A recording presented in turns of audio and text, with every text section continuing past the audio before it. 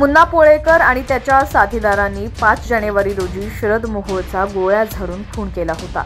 या प्रकरणात आतापर्यंत अनेक आरोपींना अटक करण्यात आली आहे। तसंच 8 ते 9 जणांना ताब्यात घेतलं असून त्यांची चौकशी सुरू आहे। शरद मोहोळचा खून करण्यासाठी 2 गुन्हेगारी टोळ्यांनी युती केल्याचं पोलिसांच्या तपासात समोर आलंय। यामध्ये एक टोळी विठ्ठल शेलारची असून दुसऱ्या टोळीचा प्रमुख गणेश मारणे याचा पोलीस शोध घेत आहेत। मोहोळच्या खुनाआधी 1 महिना विठ्ठल शेलार आणि गणेश मारणे यांची मुळशीत बैठक झाली होती, असं पोलिसांनी न्यायालयात सांगितलंय। संपूर्ण बातमी पाहूयात त्याआधी तुम्ही HPN मराठी न्यूज चॅनलला सबस्क्राइब केलं नसेल तर नक्की सबस्क्राइब करा आणि बेल आयकॉनवर क्लिक करून नोटिफिकेशन्स मिळवा। तर मुन्ना पोळेकर आणि त्याच्या साथीदारांनी 5 जानेवारी रोजी शरद मोहोळचा गोळ्या झाडून खून केला होता। या प्रकरणात आतापर्यंत 15 आरोपींना अटक करण्यात आलेली आहे। तसंच 8 ते 9 जणांना ताब्यात घेतलं असून त्यांची चौकशी करण्यात येते।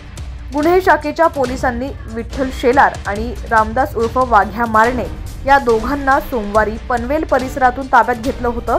शेलार यांच्या सांगण्यावरूनच मोहोळचा खून करण्यात आल्याची बाब पोलिसांच्या प्राथमिक तपासात समोर आली होती।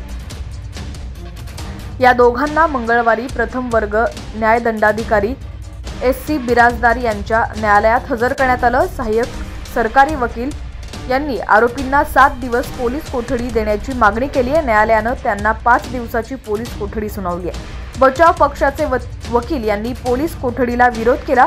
गुन्हे शाखेच्या पोलिसांनी शेलारला चौकशीसाठी बोलवलं असता तो चौकशीसाठी देखील गेला होता। तो पोलिसांपासून पळूनही गेला नव्हता, असं ॲडव्होकेट भुईटे यांनी न्यायालयात सांगितलं होतं। दरम्यान केस डायरी व्यवस्थित नसल्याची बाब यावेळी न्यायालयानं अधोरेखित केली आहे। दरम्यान वर्तमानपत्रात प्रसिद्ध होणाऱ्या बातम्यांमध्ये नाव छापून येतं, पोलीस अधिकाऱ्यांना प्रसिद्धी मिळते। या कारणांमुळे खून प्रकरणाशी संबंधित नसतानाही केवळ सराईत गुन्हेगार आहे म्हणून पोलिसांनी शेलार मारणेला अटक केली आहे, असा आरोप बचाव पक्षाच्या वकिलांनी केलेला आहे। यावर आरोपी शेलार आणि दुसऱ्या सूत्रधारात मुळशी इथं बैठक झाली होती। या बैठकीत महत्त्वाच्या घडामोडी आहेत। दुसऱ्या सूत्रधाराचं नाव सध्या खुलेआम सांगणं योग्य नाही। केस डायरीमध्ये सूत्रधाराचं नाव न्यायालयात सादर केलेलं आहे, असं तपास अधिकारी सहाय्यक आयुक्त सुनील तांबे यांनी न्यायालयात सांगितलं। या प्रकरणात आतापर्यंत एकूण 15 आरोपींना अटक करण्यात आलेली आहे।